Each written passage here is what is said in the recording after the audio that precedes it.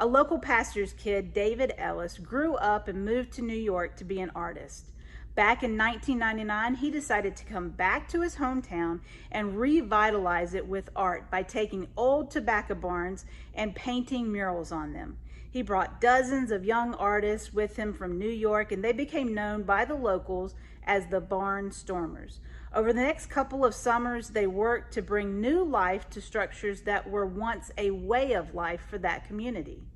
Now, after 22 years, if you stop by one of the antique stores there in Cameron and ask about the Barnstormer murals, they will hand you a map of where they all once were and give you a little disclaimer that they're not the same today as they were 20 years ago.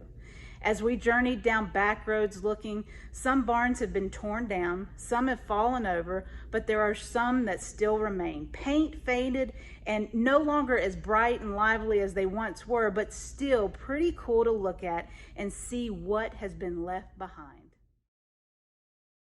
These barns remind me of how our walk with Christ can be, full of excitement and life, and then we'll go through a season of what seems like decay and destruction, followed by a season of revitalization, a desire to be closer to God and live better.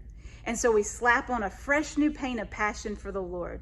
I am so glad that God does not do the same thing to us. He is constant and faithful, and he doesn't go through seasons of loyalty like we do.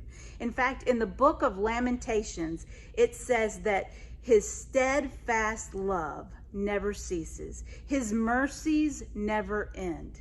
They are new every morning. So as we start today in our old torn up bodies and we slap on a fresh new layer of paint, if our faith is not as strong as it once was, let's take some time to recommit ourselves to the Lord and reestablish that walk with him and hold on to the promise that his mercies are new this morning and every morning to come.